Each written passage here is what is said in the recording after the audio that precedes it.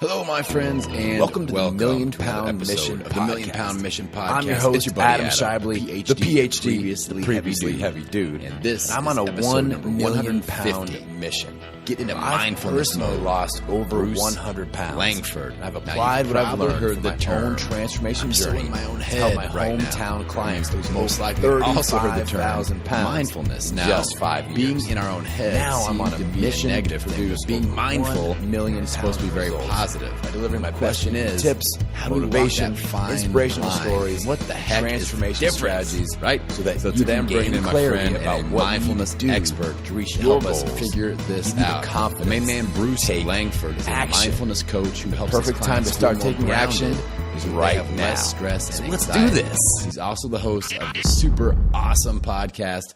Hey everybody! Before we dive into this episode, I want to welcome on a brand new sponsorship partner. Bruce and I dive deep on mindfulness. I was a client of these guys first. I chased them down. I said, "I love your stuff. Like, I'd love to get you involved as a sponsor." So they agreed. We talked about the difference we are now. Being mindful products being in our own head. Amazing. They have 3 products, and they are the best of the best. One is a nootropic called Tao, T-A-O.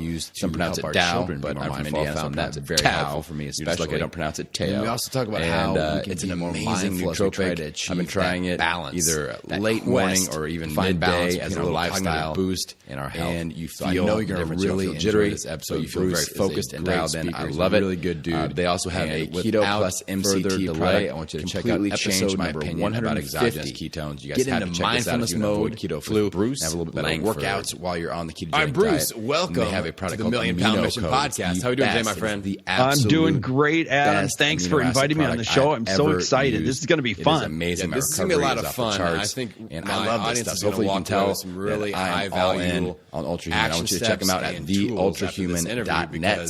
You're going to bring some unique knowledge to the podcast in areas that we haven't talked about before. We're going to really dig into mindfulness and how you become a million pound mission an expert in that area, an influencer in that area. After this episode, I want you to listen in as I'm going to give you the details. What's a little bit about your background and how you became so interested in mindfulness?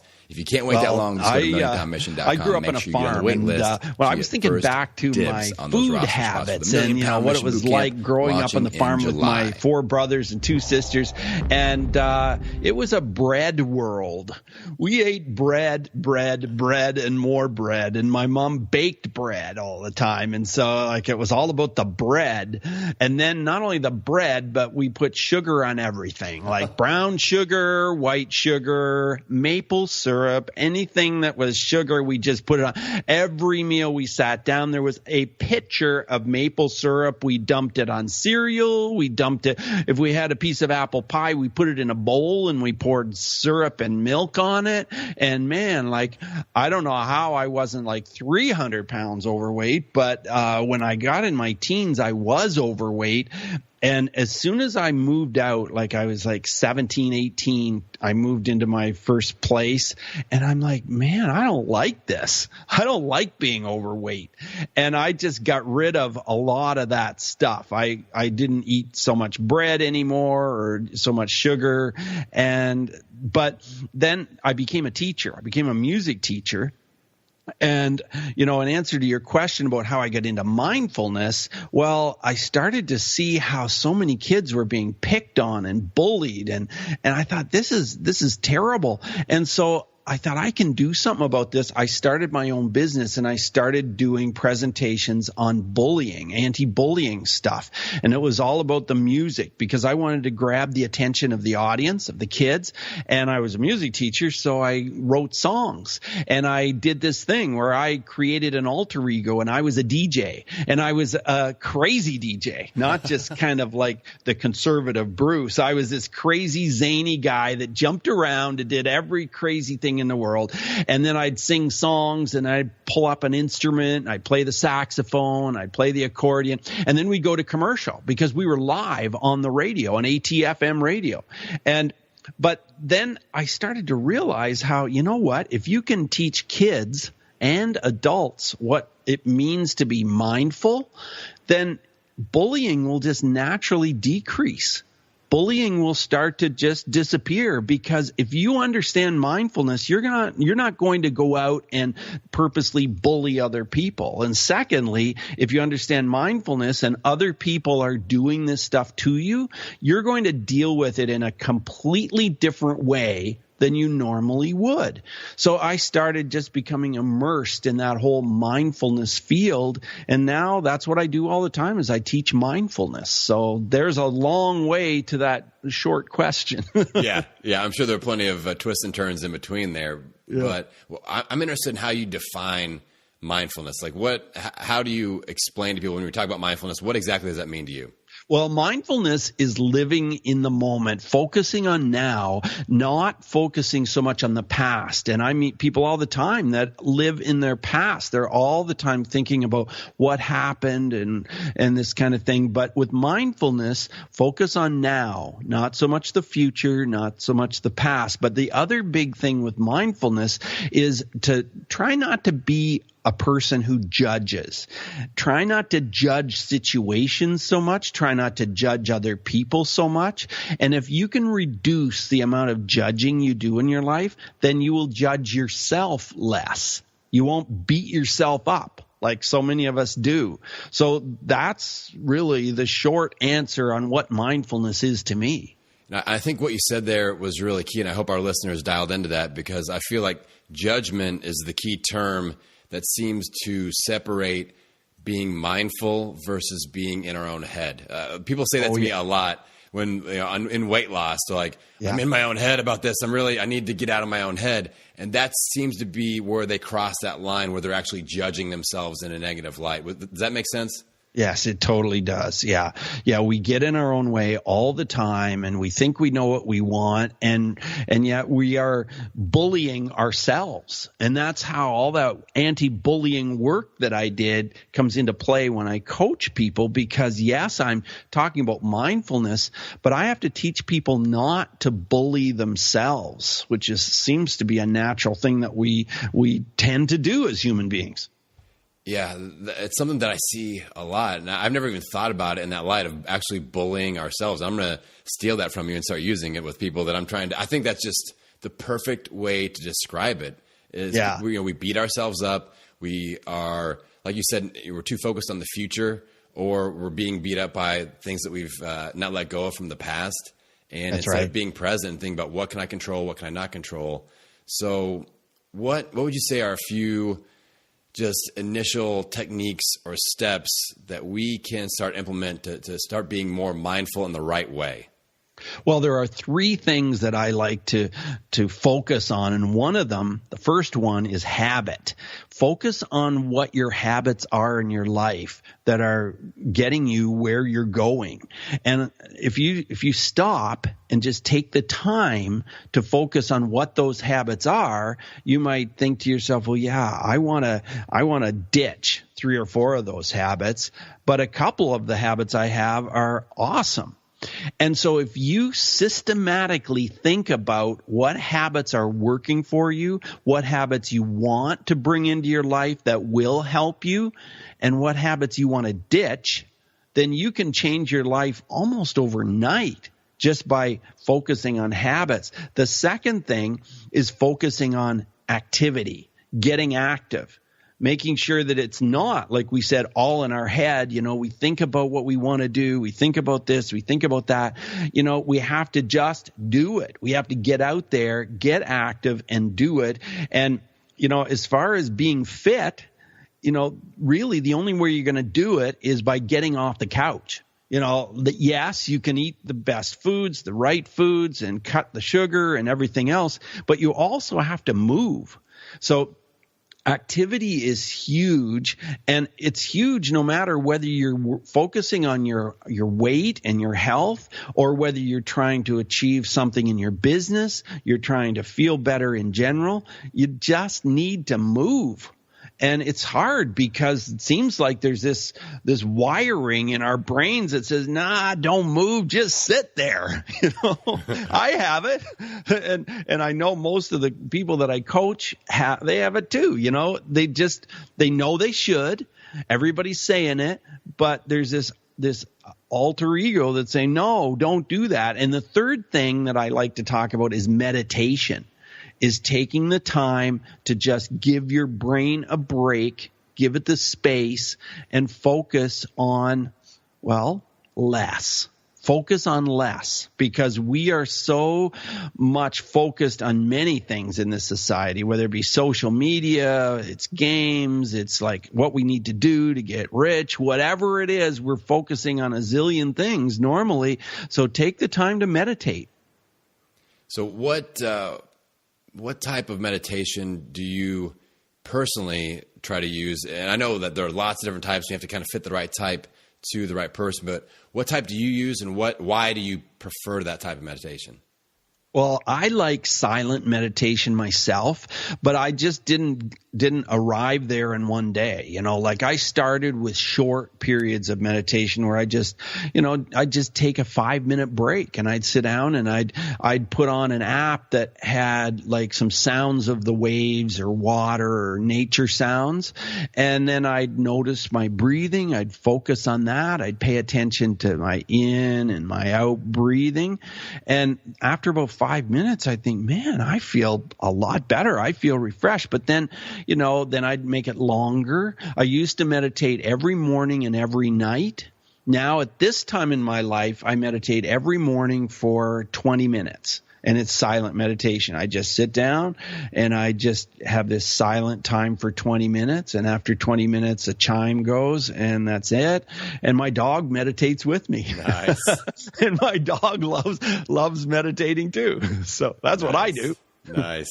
Yeah, I think there's something empowering too about just starting your day and doing something for you and kind of owning that moment and saying, okay, there's a laundry list of things that I could be doing right now, but me first. And I think, with all the benefits of meditation that have been scientifically documented out there, I think that's actually one of the best side benefits. Is just creating that personal ownership, that sense of ownership, as saying I did something for myself and investing in us. So I think that's a huge thing. Now, you mentioned in your first tip there about habits.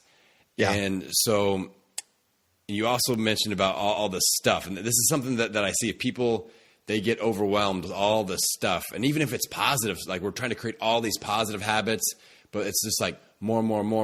And then we have children and they need to be doing all these activities, more work, more, and so people just get overwhelmed with all that. So how do you help people sort and sift through the essential things that they need to be implementing, those very most important habits, focusing on those and letting some of those other things go? Because that can be really hard to do. Yeah, I can. So what I do is I talk with my client, talk with them about what it is they want in their life. What's their big why? Why do they want to lose weight, or why do they want to do whatever it is with their business or whatever it is they're trying to achieve? And then we talk about it, and then I encourage them to journal, to just sit down and write. Sometimes the word journal scares people, so I hesitate to use that. But just sit down and write about why you want to do these things. How did you get here? What do you want in your life? What do you want your life to look like? And when we do that, and I go over it with them, we whittle it down to the one thing. Okay, this is where we're going. Does that feel right?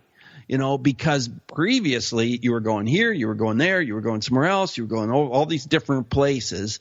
But no, you need to focus on one place. You're headed there. How are we going to get there? So that's what I do, Adam. Yeah, and that simplification is huge, and it's so needed. And that's, sometimes we just need to have someone else tell us that too. I'm sure a lot of them thought like, well, I knew that. And a lot of us kind of beat ourselves up again going, well, I should have been able to figure that out myself. But that's not necessarily the case. We have to have somebody else just kind of go through, and it's like a snow plow. You have to clear the way a little bit with all the clutter and have someone give us some direction. Is that what we usually kind of find happens? Yeah, that's totally it. Yeah, you're right on. All right. So what about kids? 'Cause I know that initially with your interest in stopping bullying, and that's where working with children, that all kind of started this journey for you. So I've got children. I've got a 7-year-old and a 3-year-old. Mm-hmm. And so how do we teach them to be more mindful? What are some simple things to help our kids become more mindful? Some easy implementation tips that we can do. Well, the easiest thing that I suggest is just reducing the amount of screen time, because that is one thing that gets their mind just going. And of course, these games are designed to do that. They're designed to pull you in and keep you there because you want to get to the next level, or you want to do whatever it is that game designer wanted you to do. That game designer is just like a damn good coach. Right?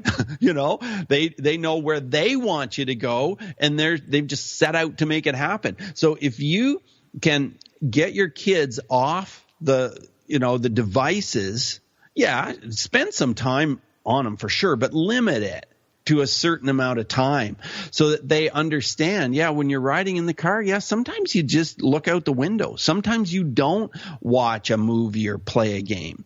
Now, this is tough in this society because a lot of kids, they're just on a device all the time, or they're watching videos all the time, and it's tough. But that's what I suggest, is to just get your children to learn how to spend time doing nothing instead of doing all these things. Does that make sense? That's super interesting. And I just recently implemented a new strategy with our children. We kind of created a currency of screen time. That's the currency that that we operate in. So if they do something that we don't want to, they're naughty or whatever, they get in a fight with each other, then we take away screen time, and they have kind of a base that they operate from in their screen time account.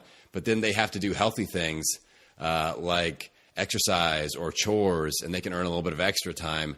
But, I love the thought of implementing some sort of mindfulness practice in there, like go in your room and sit quietly for 5 minutes, and then, or whatever, and just making them just basically unplug for a little bit, like you said, to do that. No, so what would you suggest if somebody, let's say their kids just have a ton of screen time going right now, they are like, Bruce is right, I need to reduce this.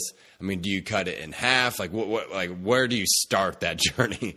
I would reduce it gradually. So I would say, from now on, before school, that's going to be a screen-free zone.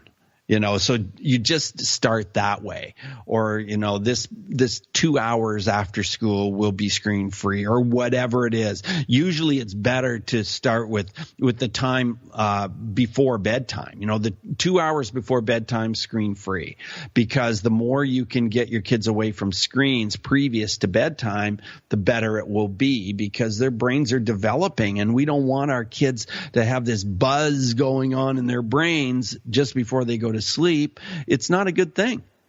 Yeah, and then also the additional science of just the blue light and how that interrupts our sleep patterns and things that. So I think that's a great recommendation. Exactly. I got to brag on my son a little bit. One of the more proud dad moments I've had recently is, I'm cleaning downstairs or whatever, and I go upstairs. I hear him up there, and he has built like a fort. He's very creative in that way, and I'm pretty sure he used every towel and blanket in the house. So, I was like, okay, that's all good.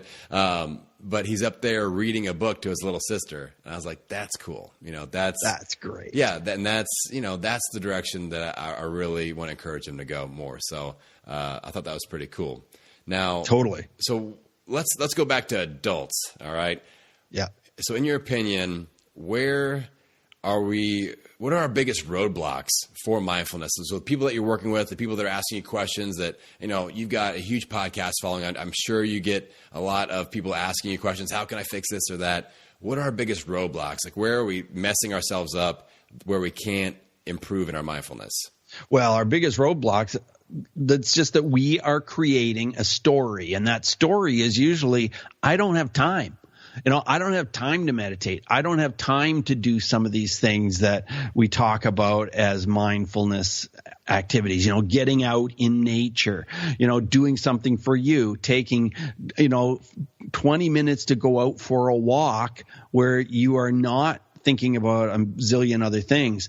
So we create these stories about, I don't have time, I can't do this, I've got so many things that I have to do. And in fact, we can create the opposite story. I don't have time not to do this. I can't afford not to give my brain a break, because once I do that, I can not only help myself a lot more in my life, but I can help others too. I can be a better person for all of those other people that depend on me. So tell yourself that story. I love that. I love the concept of shifting that story. My audience knows I'm a big Tony Robbins fan. He always talks about change your story, change your life. Yeah. And that's something that I found is that we do tell ourselves that negative story, and then when we just decide to dip our toe in the water, the other side, we adjust, we adapt. And so an example that I give a lot is when I started taking set what I call free days from working. So Fridays and Saturdays, I don't do any work at all. I'm not allowed to check work email. I put on autoresponders. I don't accept phone call, work calls, things like that. I don't do creative anything with work. I turn it off. And Friday is my day, and I can do whatever I want because my wife goes to work, my kids go to school, and I'm able to be present and really kind of rejuvenate myself. And then Saturday is family day. And at first I thought, there's no way in hell I'll be able to pull this off. Like not only working 5 days a week when I'm normally working 12 days a week, it seems like. Yeah. But I adapted and I became more efficient on my other days, and I had to let some things go. I had to delegate. And now the next transition is that within the next month, I'm switching to a 4-day work week, and I'm going to go Friday, Saturday, Sunday. And again, I've got that like, how am I going to pull this off? I'm as busy as I've ever been, but I feel like I need that. We've got a family member that is going through chemotherapy, and they need us to be there to help them. So I'm dedicating some weekend travel to go there and help her out. And, but I felt like, this is what needs, I was just trying to be more mindful. Like you talk about it, like this, in this moment, what's the most important thing? Is it sending emails, or is it recording another podcast, or is it being there for somebody that needs me to be there for them? And that's what I feel like to me, that's what mindfulness is all about. Yeah, that's awesome, Adam. Way to go for doing that and taking the initiative. Well, so speaking of, taking initiative, where do you feel like, so somebody's probably listening going, okay, this is making sense. Bruce is making sense in what he's saying. I need to start doing something, become more mindful. How can we do that? Like, what are some initial, just the starter course of being more mindful? Well, in my opinion, start with the meditation part. Start by giving your brain a break and sit down and take 5 minutes and meditate. I like to do it first thing when I wake up, and that's what I like to tell my clients too. And just for 5 minutes, just get that routine going, get that habit going.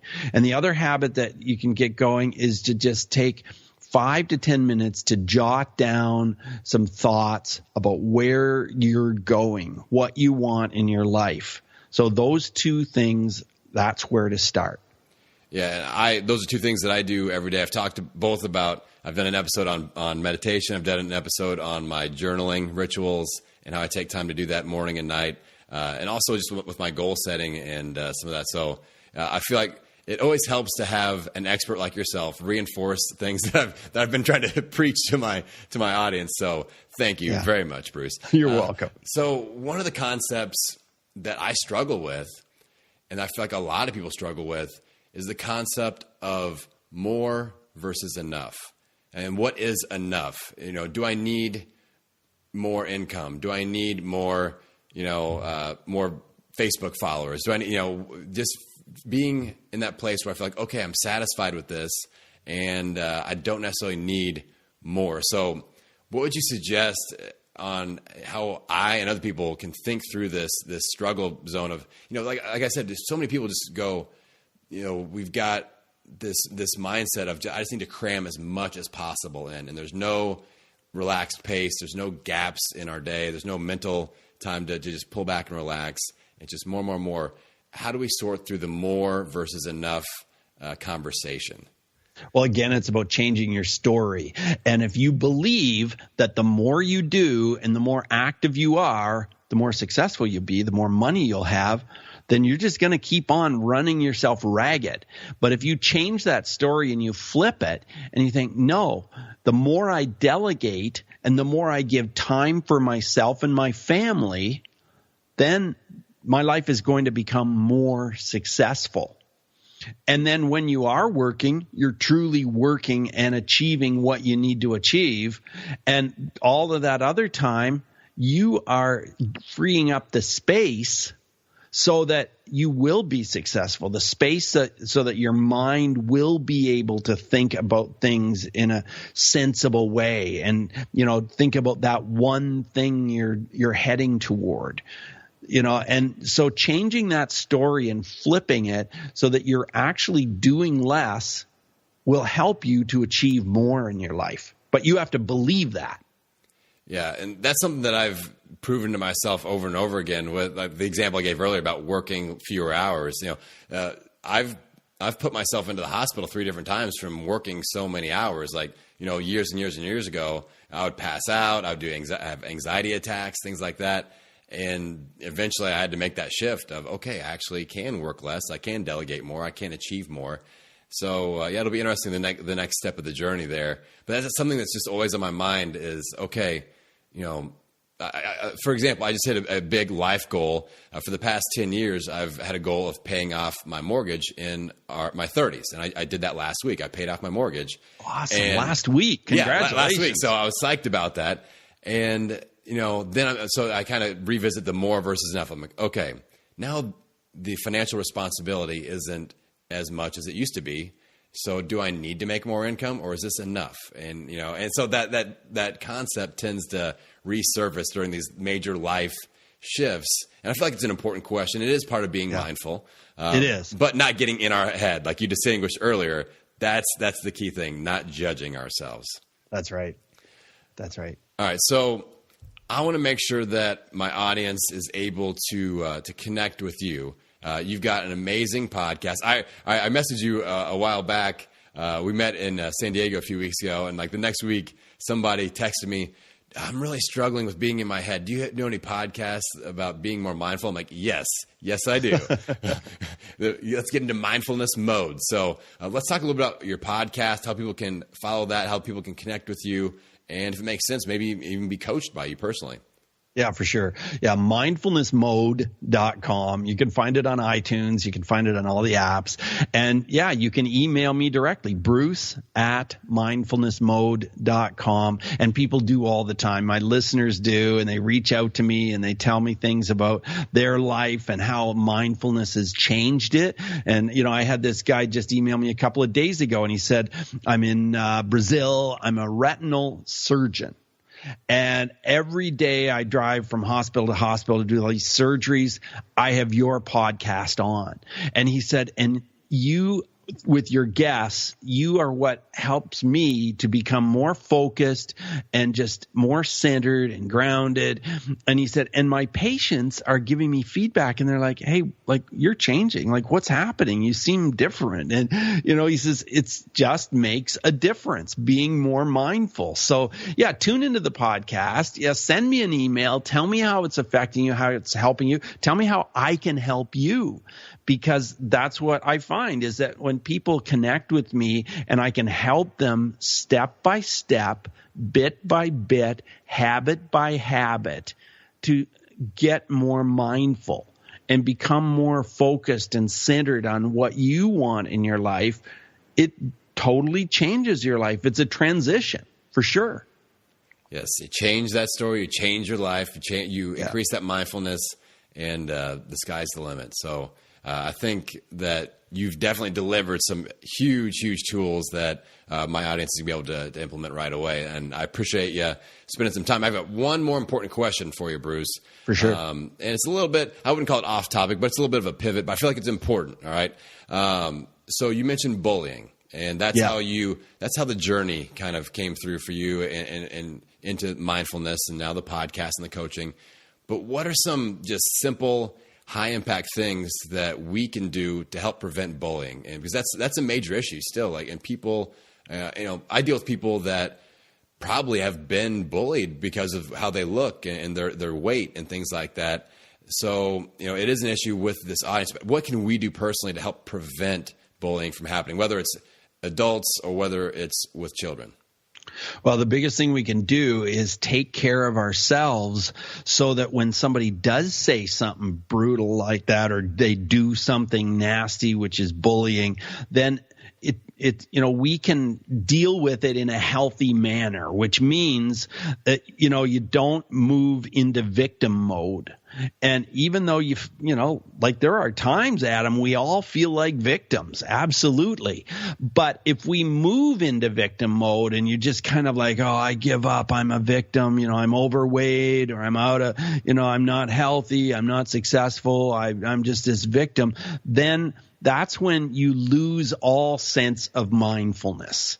All of a sudden you're focused on the past, you're focused on the future, you're focused on, judging yourself and everything else. So, you just have to stay grounded and focus on the mindfulness. And you can do that with what I said, just starting a meditation practice and maybe just writing down what it is you want in your life, those kinds of things, and not letting the bullying situations control you, because that's what happens sometimes. Don't let those situations control you.